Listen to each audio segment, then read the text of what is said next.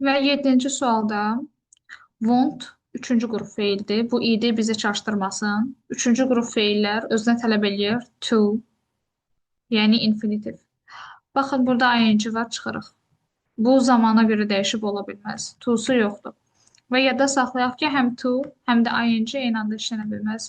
Həm gerund, həm də infinitiv eyni feildə olmaz. Doğru variant olacaq A variantı.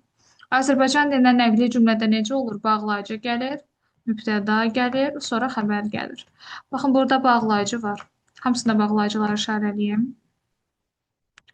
Və bağlayıcıdan sonra mübtəda lazımdır bizə. Did mübtəda deyil, köməkçi feildir. Are köməkçi feildir. Have köməkçi feildir. Will köməkçi feildir. Bunların heç biri mübtəda deyil. Amma aya nəzər salsaz, bağlayıcı, mübtəda, xəbər. A doğrudur. 9-cu isə deməli sözün tərcüməsi ilə bağlı sualdır. Deyir ki, necəsə insanların çoxlu yaxşı keyfiyyətləri var. Necə insanların yaxşı keyfiyyətləri var? Greedy xəsis, rude kobud, mehriban insanların və gentle, incə, mülayim insanların, mədəni insanların 1, 2 olacaq. Digər sualda yesterday görür və bilirik ki, yesterday keçmiş sadə zamanın zərfidir. Və keçmiş sadə zamanda bizə lazımdır feilin ikinci forması. Deməli, has broken indiki bitmiş zamandır. Breaks indiki sadə zamandır. Will break gələcək sadə zamandır. Broken isə feilin üçüncü formasıdır. Feilin üçüncü forması tək başına işlənmir. Qarşısında ya to be olmalıdır, ya da have, has, have. Və yesterday keçmiş sadə zaman tələb elədiyinə görə broke olacaq. Break, broke ikinci formadır. 11-ci sualda burada deməli, burada əslində birinci tərəfdən yox, ikinci tərəfdən tapmalıyıq. Niyə?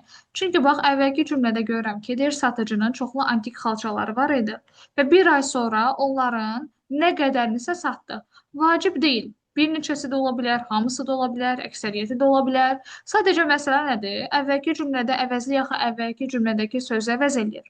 Carpet sistemdə də axı onda it yaza bilmərik, çünki it təki bildirir. Zəm yazacağıq cəm olduğuna görə. Doğru variant olacaq 2 və 3, yəni C variantı. 12-ci sualda sifətlə bağlıdır və kifayət qədər asan sualdır. Çünki bilsək ki, very adi dərəcə tələb eləyir. Most üstünlüyün göstəricisidir. More müqayisənin göstəricisidir. As capable as olur. Həm də ki, verydən sonra as yazmaq məntiqə uyğun deyil. Deməli, adi dərəcə olmalıdır bizdə D variantı. Very adi dərəcə tələb eləyir. 13-cü sualda modal feillə bağlıdır. Bilirik ki, was able to ilə işlənməlidir, ought to ilə işlənməlidir, was able to ilə işlənməlidir. Hadn't to deyə bir anlayış yoxdur. Had to-nun sualı və inkarı did-lə düzəlir. Didn't have to olmalıydı. Burada doğru variant olacaq couldn't. Digər cümlədə isə nisbətən asan cümlədir. Baxın, burada sıralama belə olacaq. Books, kitablar, are very important. Kitablar çox vacibdir. In the life of people. İnsanların həyatında. Kitablar gəlir 2. Çox vacibdir 1, 7. Sonra gələcək in the life, yəni 6, 5. Sonra isə of people 3, 4. Yəni A variant olacaq, doğru variant. 15-ci sualda birincisi burada to be pleased with-lə işlənir. Nədənsə məmnun olmaq, qane olmaq, with. Deyir ki, balaca qız bluzundan dolayı, yəni köynəyinə görə məmnun idi. Hansı köynəyi? Onun üçün alınmış köynəyi. Burada with ola bilər, ya C-dir, ya Y, amma burada of yazıb, bizə lazımdır for. Onun üçün alınmış köynək. Doğru variant C olacaq. 16-cıda isə deməli, however, also, baxmayaraq və amma deməkdir. Və burada ikisi də təzadlı yəni bağlayıcılardır. How, necə, why, niyə, when isə anda, əndə. Tərcüməsinə baxaq. Deyir ki, dünya daha gözəl bir yer olacaq. Nə vaxt ki, insanlar bir-biri ilə döyüşməyə dayandıranda, insanlar bir-biri ilə döyüşməyə dayandıranda dünya daha gözəl bir yer olacaq. Doğru variant B variantıdır. 17 isə ümumiyyətlə çox asan tip dediyimiz sual qrupuna aiddir. Yəni burada E artiklı varsa, əlbəttə ki, cəm şəkilçisi olmaz. E ilə S ola bilməz. Və bilirik ki, to miqdar saydı. 3-cü sinifdən etibarən, hətta daha öncədən keçirik ki, miqdar sayı özündən əvvəl cəm isim tələb edir. 2 kilos olmalıydı. 3 səhvdir. Doğru variant olacaq 1 və 4 B variantı. 18-ci sualda. Deməli, burada, baxın, qatar 2 saat gecikib. Kimin yazılsaydı isim olmalıydı burada. İsim yoxdur.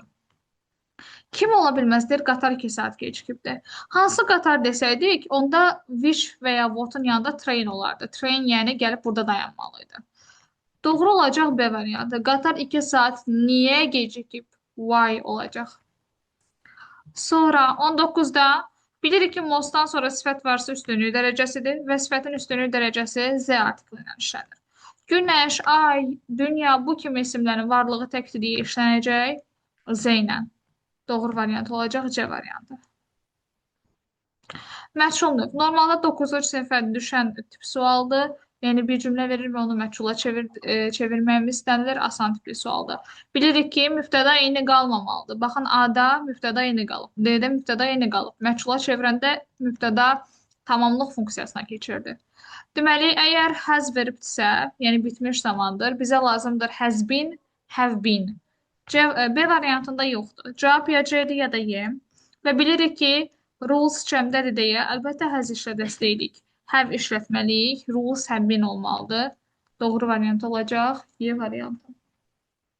21-ci sualda, deməli, defend müdafiə eləmək, attack hücum etmək. Bəli, opposite, əks mənalıdır. Liberate azad etmək, free azad etmək sinonimdir. Fail kəsilmək, succeed nail olmaq. Bu antonimdir. Reject refuse da imtina etməkdir. 4 səhvdir, sinonimdir. Destroy dağıtmaq, build isə tikməkdir.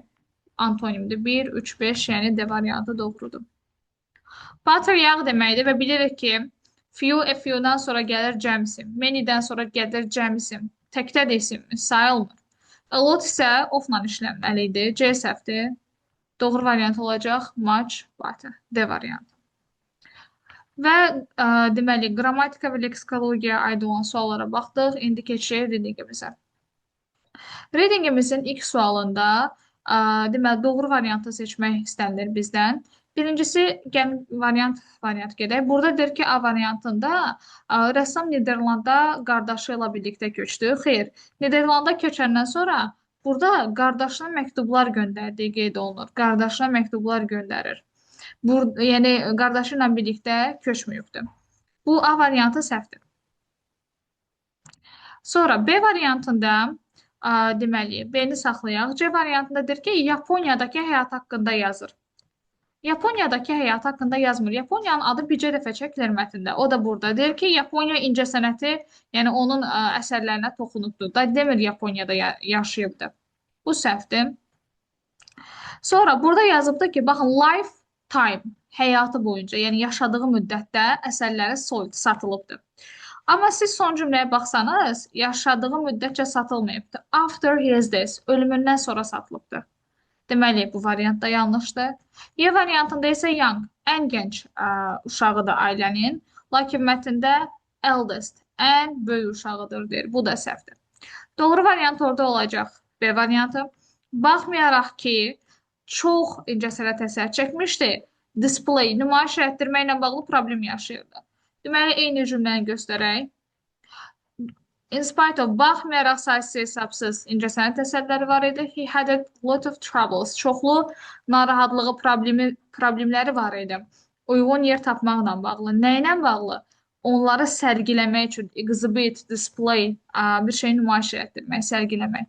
Doğru variant B. 24-cü suala gəldikdə cümləni tamamlamalıyıq. Qardaş Terə olan məktubunda nə yazıbdır? İndi baxaq, məktubu qardaşının adını harada görürük. Burada belə bir məsələ var. Bu cümlədən başlayaq. Deyir ki, rəssam bir şəkil çəkir. Cafeterias at Night adlı. Və yalnızca mavidən, green, yaşıldan və purple, bənövşəydən istifadə edir. Qara əvəzinə. Məktubunda da qardaşına qeyd edir ki, rəssam yəni bu məmnunluğunu, yeni yol tapmağını, bu tipli şəkil çəkməyi ilə bağlı yeni yol tapmağını qardaşı ilə bölüşür. Nə idi bölüşdüyü yol? Qara rəngi istifadə etmədən mavi, yaşıl və bənövşəyi ilə qaranlığı necə ifadə eləməyi. İndi baxaq. Məlumatlandırır ki, Londonda və Parisdə çoxlu nədir, sərgilərdə iştirak edib. Deyir ki, əlaqəsi yoxdur. Burada da səhv olan nədir? Deyir ki, yazır ki, bir rəng kifayətdir boyamaq üçün. Axı üç rəngin adını çəkdi. Yaşıl, mavi və bənövşəyi. Bu da səhvdir. Burada qəbul edilir ki, deməli, Cafeteria at Night ən yaxşı işidir. Okay, bunun adı çəkilir, amma o rəssam demir ki, ən yaxşı işi budur. Bu səhvdir. Göstərir, deməli, başqa rəssamlara qarşı sevgisini. Mətndə bəlkə başqa yerdə bu cümlə var, amma bu cümlənin adı deyil bu. Nə idi orada? Müxtəlif rənglərdən, yəni mavi, yaşıl və bənövşədən istifadə edərək qaranı, yəni darkness, qaranlığı ifadə etməsi. Doğru cavab olacaq C. Beşincidə mətn nə haqqındadır? Əlbəttə ilk cümləyə baxırıq ki, Dutch painter bir rəssamdan danışır, bütün dövrlərin görkəmli rəssamlarından biridir. Baxaq. Deməli, fikir versə burada rəsm əsərləri yazıb. Tanınmış rəsm əsəri, incəsənət əsəri yazıb.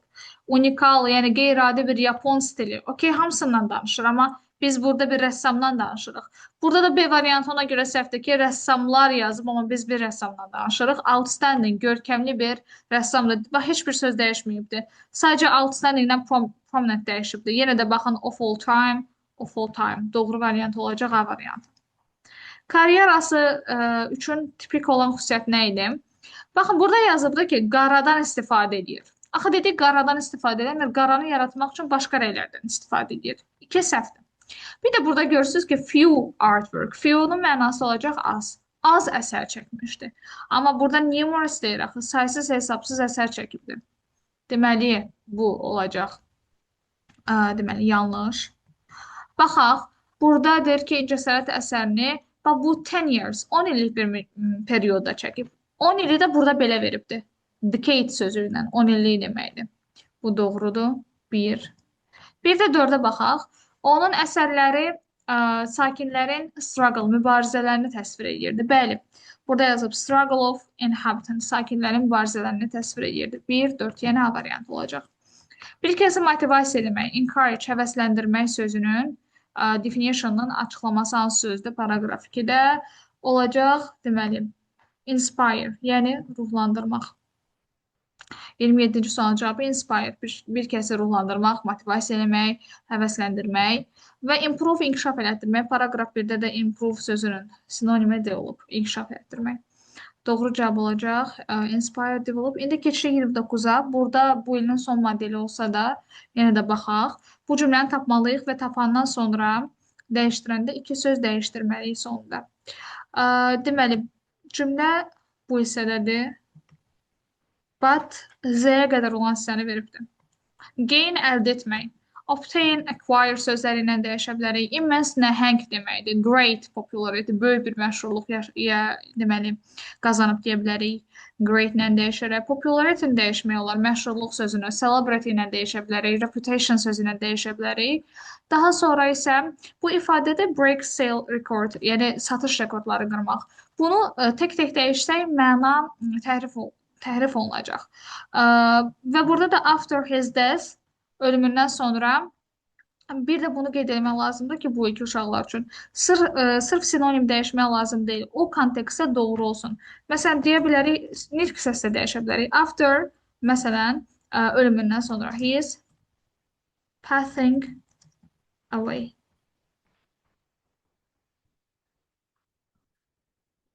Baxın, bu şəkildə də yəni ölümündən sonra ya da after dying demək olar. He's dying.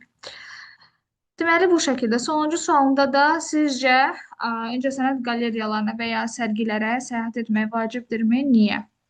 Və ya niyə yox? 3 cümlə yazdığımız halda, əgər doğrudursa tam balla, 2 cümlə yazdığımız halda, əgər 2 cümlədə doğrudursa 3-də 2 balla, 1 cümlə yazdığımız halda yenə də doğrudursa 3-də 1 balla qiymətləndirilir. Bu şəkildə.